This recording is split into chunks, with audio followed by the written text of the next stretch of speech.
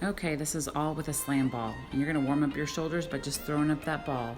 But then you're gonna slightly start going into the squat while you're throwing it up in the air. And that squat is just gonna get deeper and deeper.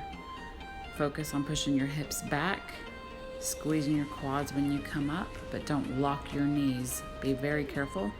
But you're also throwing that ball up as high as you can.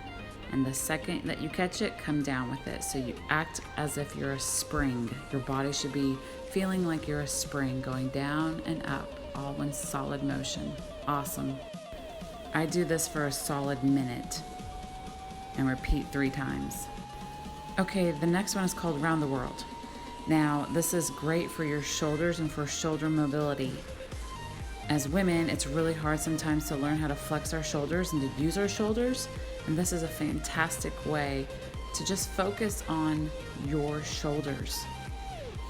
Taking that ball and going all the way around your head, forwards and backwards. And then you're gonna take it after about 30 seconds and you're gonna flip sides. Do this for about a minute and make sure your ponytail is not in your way. Mine clearly is in the way. But it's okay, you're just focusing on those shoulders.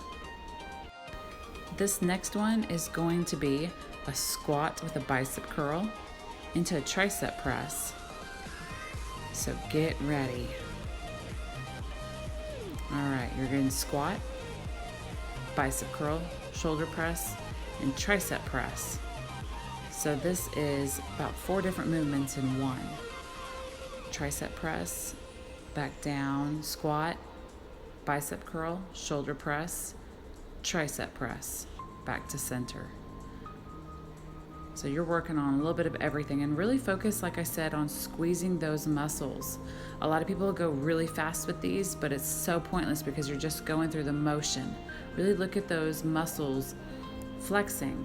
So you're squatting, bicep curl, shoulder press, tricep press, back to center. Squat, use those glutes, use those legs. And then repeat this about a minute each time, 3 times for a minute. This takes a little bit longer because there's so many movements. All right, this next one is awesome. It's a windmill. Same thing that I think we use with your kettlebells, but now you're using it with a ball, which is a little bit harder because you're having to stabilize that ball in your hand. So you're going down, touching your toe, coming back up. Going down, touching your toe, back up. Your feet are going to be further than shoulder width apart, and your toes are going to be pointed the same direction that your knees are facing. So they'll be slightly pointed out. And then you're going to flip and you're going to repeat on the other side. Now, one side will be more dominant than the other, so don't feel awkward. Now, this next one is one of my favorites. It's great for your core and for your shoulders. Now, my feet are a little bit further than shoulder width apart. My abs are nice and tight. I'm going to turn to the side so you can see. And then you're just going around in circles, really flexing. Everything right now in my body feels flexed and tight.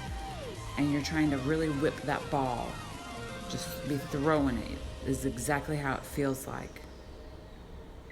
This next one is going to be a rear lunge with another shoulder press. Rear lunge, shoulder press. The hand out to the side really focuses on your stability. It helps stabilize yourself.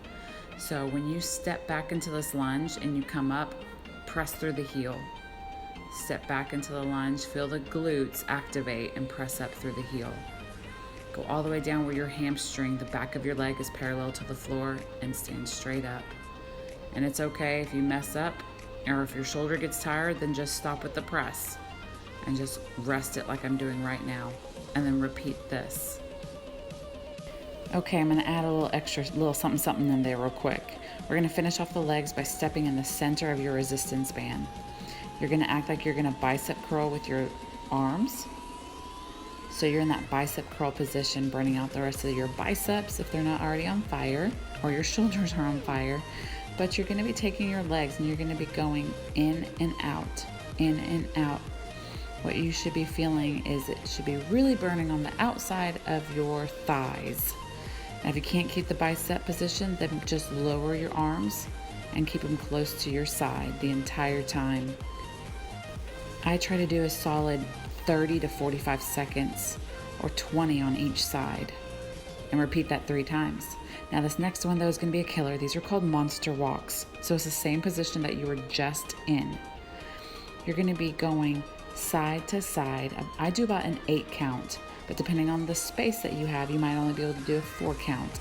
So a 4 count to the left, 4 count to the right with your steps. But see the center of the band? I constantly have a resistance on it, so I never fully step all the way in. So keep it really taut in the beginning, in the middle of it. Now the more tired you get, yes, you can step a little further in, but try to keep some resistance in the center of that. You're really burning those thighs, and repeat this 3 times.